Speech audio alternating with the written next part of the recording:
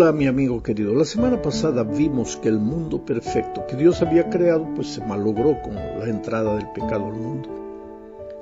El pecado básicamente es separación de Dios, y el ser humano separado de Dios no tiene paz en su corazón, se desespera, se angustia, se desequilibra. David relata el clamor doloroso del pecador separado de Dios en el Salmo 102, versículos 6 y 7. Él dice así: soy como los pelícanos del desierto, soy como los búhos de las soledades, ya no duermo y hasta me siento como un pájaro solitario sobre el tejado. Qué retrato triste del ser humano pecador alejado de Dios. Ahora, entonces en la búsqueda desesperada de un poco de paz, el ser humano es capaz de hacer cualquier cosa, agrede, ofende, maltrata, se vuelve injusto hasta con las personas que más ama. Destruye todo lo que toca, inclusive destruye la naturaleza que debería ser su hogar, la naturaleza que él debería cuidar y proteger, porque es allí donde vive. Pues fue eso lo que sucedió con Adán y Eva y los que vinieron después de ellos. Llegó un momento en que la situación del ser humano se volvió caótica. Génesis 6:5 relata de esta forma: el Señor vio que era mucha la maldad de los hombres en la tierra y que todos los planes y pensamientos de su corazón eran siempre los de hacer solo el mal. Pensamientos para hacer el mal. ¿Sabes? El hombre es malo porque busca paz. En realidad lo que busca es paz, solo que no conoce el camino. Y ahí él hace tonterías. Después se da cuenta de lo que ha hecho, se arrepiente y llora, pero ya lo hizo. El remedio es devolverse a Dios, pero el ser humano en el principio estaba alejado de Dios. Ahora, a pesar de esta situación triste, Dios siempre tuvo hijos con los cuales conservó una relación de amor y de fidelidad. Uno de esos hombres fue Abraham. A través de Abraham Dios deseaba bendecir al mundo. De la simiente de Abraham nacería el Mesías, que sería el gran restaurador de la humanidad. Sin embargo, el pueblo de Israel, los descendientes de Abraham, se desviaron de los caminos del Señor. Los descendientes de Abraham finalmente acabaron siendo esclavos en la tierra de Egipto. Pero el Señor les prometió lo que encontramos en Éxodo 3, 16 y 17. Así que ve y reúne a los ancianos de Israel y diles: el Señor, el Dios de sus padres, el Dios de Abraham, de Isaac y de Jacob, se me apareció y me dijo: en verdad he venido a visitarlos. He visto cómo los tratan en Egipto y me he propuesto sacarlos de la aflicción de Egipto y llevarlos a la tierra de los cananeos, los hititas, los amorreos, los fereceos, los givitas y los jebuseos, que es una tierra que fluye leche y miel. ¿Sabes qué declaración maravillosa esta? He venido a visitarlos y he visto cómo los tratan en Egipto y me he propuesto sacarlos de la aflicción de Egipto y llevarlos. En realidad Dios nunca había abandonado a su pueblo. Era el pueblo que había abandonado a Dios. Sin embargo, el Señor busca a sus hijos. Dice: he venido a visitarlos. Yo conozco la situación que ustedes están viviendo. Quiere decir, Dios siempre ve. Él sabe lo que te sucede. Si estás pasando por la situación que Israel pasaba en Egipto, Dios no descansará hasta llevarte a la tierra buena. Ese es su plan, pero el plan de Dios no se puede realizar sin el consentimiento humano. Por eso Él te llama una y otra vez. Por eso insiste, a pesar de que tú a veces no deseas oír su voz. Quiero que entiendas que todo lo que sale mal en tu vida es consecuencia de que te has apartado de Dios. Inclusive podrías estar en la iglesia todos los sábados, pero estás lejos de Dios. Aquellos que están en las manos de Dios, difícilmente el dolor los toca. Claro que los puede tocar, porque vivimos en un mundo de dolor, de miseria, de pecado. Pero si estás en las manos de Dios, hasta el dolor tiene sentido. No te desesperas, no te angustias, porque sabes que estás seguro en las manos de Dios. Pero en la mayoría de las ocasiones, cuando el dolor llega a tu vida, es porque de una o de otra manera te has alejado de Dios, y Dios permite que el dolor te toque, que las cosas no salgan bien en tu vida, para que te despiertes, para que pienses qué estás haciendo con tu vida, a dónde estás yendo. En la segunda parte de este estudio veremos cuál es el papel de los mandamientos en la realización del plan de restauración de Dios. Dios no desea corregir apenas tu conducta exterior. Su plan empieza con la transformación de tu corazón, que es la fuente de todos los deseos. Mira lo que dice Mateo 22, 34 al 40. Al enterarse los fariseos que Jesús había hecho callar a los saduceos, se reunieron alrededor de él. Y uno de ellos, que era intérprete de la ley, para ponerlo a prueba, le preguntó: Maestro, ¿cuál es el gran mandamiento en la ley? Jesús respondió: Amarás al Señor tu Dios con todo tu corazón, y con toda tu alma, y con toda tu mente. Este es el primer y más importante mandamiento, y el segundo es semejante al primero: amarás a tu prójimo como a ti mismo. De estos dos mandamientos dependen toda la ley y los profetas. Es interesante, queridos, cuando Jesús estaba ahí discutiendo con los líderes judíos, de repente un maestro levantó la mano y le dijo: Señor, ¿qué del mandamiento? ¿Cuál es el mandamiento? ¿Cuál es el más importante? Y Jesús, de una manera extraordinaria, resume los 10 mandamientos en apenas 2. Le dice: el primer mandamiento es: ama al Señor tu Dios con todo tu corazón. Y después, ama a tu prójimo como a ti mismo. Y este es el resumen de toda la ley, de toda la enseñanza de los profetas.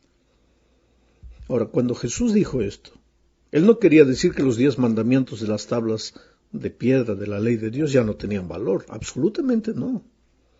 Lo que deseaba era enfatizar la motivación humana para guardar los mandamientos. ¿Quieres solo guardar los mandamientos para que todos digan que eres bueno, para que tú a la letra respetas la letra con punto y coma y después dices: yo ya cumplí? Así como el joven rico dijo: yo todo eso guardo porque guardaba la letra. ¿Eso es lo que quieres? ¿O tu obediencia es el resultado de tu amor por Dios? Cristo dijo: Hijo mío, dame hoy tu corazón. Y después que me has dado tu corazón, después que estás seguro que me amas, entonces que tus ojos se fijen en mis caminos. Lo que Jesús está diciendo aquí es: hijo, yo no quiero solo que cumplas la letra de los mandamientos. Yo quiero que tú me des tu corazón. Porque si tú no me das tu corazón, te vas a limitar a cumplir la letra de los mandamientos. Pero si me das tu corazón, entonces tú no vas a estar preocupado apenas con la letra. Tú vas a ir mucho más allá de la letra. Lo primero que quiero de ti es por eso tu corazón. Si no me amas, tu obediencia no tiene valor para mí. Pero si me amas, con toda seguridad andarás en mis caminos. Ahora, la razón para que Dios busque o quiera o desee que tu obediencia sea el resultado de tu amor es pues que si el amor es la base de tu experiencia, no tratarás de hacer lo mínimo posible cumpliendo la letra, sino que la ley escrita será apenas una guía que te conducirá a ir mucho más allá de lo que la letra dice. Harás lo que la letra no dice, pero lo harás. ¿Por qué? Porque amas a Dios. Por ejemplo, no bastará que no mates. Si tú no amas a Dios, pero quieres guardar los mandamientos, dirás: yo no mato, porque no manché mis manos con sangre, con nadie.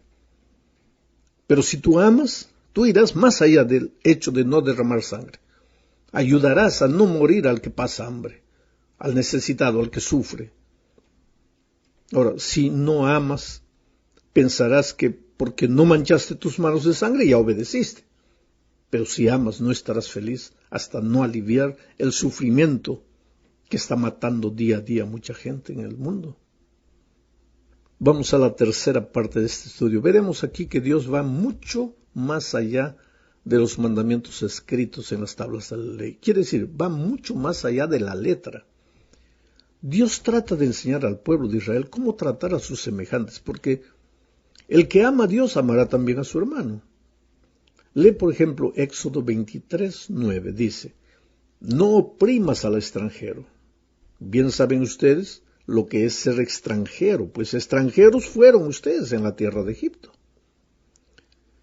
Cuando Dios dijo esto, Él acababa de dar los 10 mandamientos. Entonces llamó a Moisés y le dio instrucciones detalladas sobre cómo aplicar en la vida práctica los mandamientos de la ley de Dios. Incluso antes de las instrucciones para construir el tabernáculo, Dios usa 3 capítulos de la Biblia con las leyes sobre el trato apropiado para con los esclavos, leyes que contrastaban con el trato que muchos de los israelitas habían experimentado en Egipto cuando eran esclavos. En esas instrucciones había leyes relacionadas con delitos violentos, leyes relacionadas con la propiedad, leyes con la vida cotidiana y principios para establecer tribunales que implementaran estas leyes y administraran justicia. Entre estas leyes se destacaban la preocupación por los conciudadanos, así como la preocupación por los forasteros y los más vulnerables. No se debía explotar a esa gente. Incluso se les otorgó el derecho de acceder a los alimentos de manera que se respetara su dignidad. Quiere decir, Dios dio los 10 mandamientos, pero los amplificó de alguna manera, los amplió. ¿Por qué? Porque Él conoce y sabe que el ser humano, cuando no está convertido, cuando no le ha dado el corazón a Dios, se limita a cumplir la letra y nada más. Pero cuando ama a Dios, pues Él va mucho más allá de la letra. Ahora, este trato para con los forasteros y los extranjeros no era común en la antigüedad. Incluso actualmente, hoy, algunos olvidan estos importantes principios morales con respecto al trato con los demás. Vivimos en un mundo donde hay muchos extranjeros en todos los países, inmigrantes que por la situación de su país tienen que salir para otro país. ¿Cómo tratas tú al inmigrante? ¿Lo respetas? En los Estados Unidos se ha descubierto una cosa, que los que peor tratan a los inmigrantes son los hijos de inmigrantes, que perdieron su identidad. Es como si dijeran, yo entré, yo estoy seguro aquí, ahora yo no quiero que entres tú. Cuando deberían ser los primeros en defender los derechos del inmigrante y defender al inmigrante. Porque al final fuiste hijo o nieto de inmigrante. Pero es que el amor de Dios tiene que transformar el corazón para que seas justo, para que veas en el sufridor a tu hermano, en el que llora a tu hermano, y seas capaz de extenderle la mano para ayudarlo. Resumiendo, los 10 mandamientos iban mucho más allá de lo que está escrito, pero llevados por el amor. El amor hacia Dios debería llevar al pueblo hacia el amor a sus hermanos. Vamos ahora a la 4ª parte. Veremos aquí que el pueblo de Israel daba un segundo diezmo para atender la necesidad de los pobres y necesitados. Deuteronomio 14, 22, 24 y 25, 27 hasta el 29, dice lo siguiente: cada año deberás presentar sin falta la 10ª parte de todo el grano que tu campo produzca. Aquí está el principio del diezmo. Si el Señor tu Dios te bendice, pero el camino es demasiado largo y te queda lejos llevar esa 10ª parte hasta el lugar donde el Señor tu Dios escogió como residencia de su nombre, entonces venderás esa 10ª parte y con el dinero en la mano te presentarás en el lugar que el Señor tu Dios te ha escogido. Ahora, esto es interesante, querido. Voy a comentar, no está en la lección, pero voy a comentar. Aquí se establece el principio del diezmo. Dice, cada año deberás presentar sin falta la 10ª parte de todo el grano que tu campo produzca. Mucha gente dice, bueno, el diezmo es del Antiguo Testamento, en el Nuevo Testamento no se dice que hay que dar diezmo. Efectivamente, querido, porque el sábado también se ha dicho con toda claridad en el Antiguo Testamento y no es necesario repetirlo en el Nuevo Testamento, porque está subentendido y está claro. Así que no es porque no se menciona diezmo que el diezmo no vale en el Nuevo Testamento. En segundo lugar, si el Señor, tu Dios, te bendice, pero el camino es demasiado largo y te queda lejos llevar esa 10ª parte hasta el lugar donde el Señor tu Dios escogió como residencia su nombre, quiere decir que el diezmo no lo puedes dar a cualquiera, ni lo puedes usar tú, sino que tienes que llevarlo hasta el lugar donde el Señor tu Dios escogió como residencia de su nombre. Si no puedes cargar, entonces venderás esa 10ª parte, dice, y con el dinero en la mano te presentarás en el lugar que el Señor tu Dios ha escogido. Pero entonces viene a seguir el siguiente texto. No desampares al levita que habite en tus ciudades, pues ellos no comparten contigo ninguna propiedad. Cada 3 años, aquí está el establecimiento del segundo diezmo, cada 3 años cumplidos, sacarás todo el diezmo de tus productos de aquel año y lo almacenarás en tus ciudades. Es decir, había un primer diezmo que debía ser llevado al templo, pero había un segundo diezmo que era usado como, sigo leyendo el texto, como los levitas no comparten contigo ninguna propiedad, podrán entonces venir y comer hasta quedar satisfechos, lo mismo que los extranjeros, los huérfanos y las viudas que haya en tus ciudades. Así el Señor tu Dios te bendecirá en todo lo que hagas. Aquí está el establecimiento. Se está hablando de una ofrenda especial. Quiere decir, no basta ser fiel llevándole y devolviéndole a Dios el diezmo, sino que es necesario separar una ofrenda para ayudar a la gente que necesita. Vamos a la 5ª parte. Aquí veremos lo que sucedía en el año del jubileo. ¿Qué era el jubileo? Era una fiesta ceremonial del pueblo de Israel y tenía como propósito hacer justicia y nivelar las diferencias económicas entre el pueblo de Dios. Levítico 25, 8 al 10 dice: contarás además 7 semanas de años, es decir, 7 veces 7 años, de modo que las 7 semanas de años den un total de 49 años. Y el día 10 del mes séptimo, que es el día de la expiación, ordenarás que se toque la trompeta con fuerza por todo el país. El año 50 será declarado año sagrado, y ustedes anunciarán la libertad de todos los habitantes del país. Será para ustedes un año de jubileo, y cada uno de ustedes volverá a su familia y a su patrimonio familiar. Sabes, querido, Dios a través de Josué dividió la tierra equitativamente entre el pueblo de Israel. Nadie recibió más que el otro por ocasión de la división de la tierra, pero el Señor también sabía que con el tiempo la riqueza, las oportunidades y la propiedad de la tierra tenderían a concentrarse en manos de unos pocos. ¿Por qué? Por causa de las dificultades familiares, la mala salud, a veces las decisiones equivocadas, otras desgracias que podrían hacer que algunos vendieran su tierra para obtener ganancias a corto plazo porque necesitaban el dinero. Y entonces, ¿qué pasaba? Se quedaban sin tierra. Y esto significaba que su familia ya no tendría nada y que la riqueza de la tierra quedaría en manos de poca gente. Ahora, la solución de Dios fue decretar que la tierra nunca podría venderse de manera definitiva y absoluta, sino que se vendería solo hasta el siguiente año del jubileo. ¿Qué era el año del jubileo? Cada 50 años. Había el año, aquí estaba explicado, ¿no? 7 años, el año 50 será año del jubileo. ¿Y qué sucedería en ese día? En ese día la tierra volvía a las manos del dueño original. Aunque hubiera alquilado, aunque hubiera rentado, aunque se hubiera prestado dinero, volvía a la tierra. ¿Y todo esto para qué?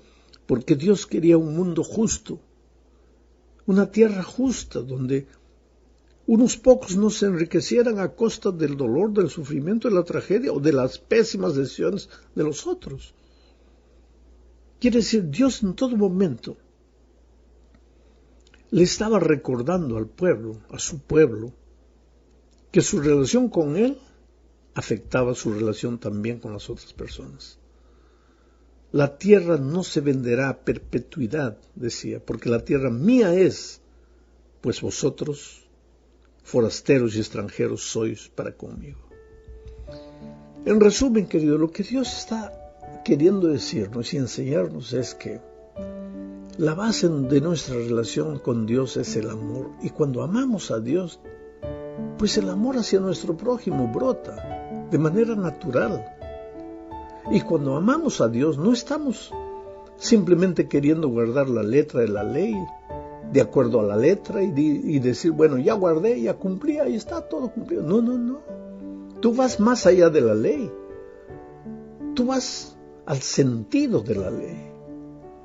Vuelvo a repetir el ejemplo que dije. No basta matar, sino que no permitas que muera gente por causa del sufrimiento. Extiéndele la mano. Pero yo no puedo resolver la necesidad del mundo todo. Claro que no puedes, pero puedes resolver la necesidad de tu vecino. Extender tu mano al que está a tu lado. El problema es que cuando el pecado entró nos hizo tan egoístas que ni nos damos cuenta del dolor y del sufrimiento de gente que está a nuestro lado. Es por eso que lo que debemos pedirle a Dios es que su amor arda en nuestro corazón, que la brasa del amor de Dios se reavive en nuestro corazón, porque la base de una experiencia cristiana sólida y saludable es el amor de Dios. Que Dios te bendiga ricamente.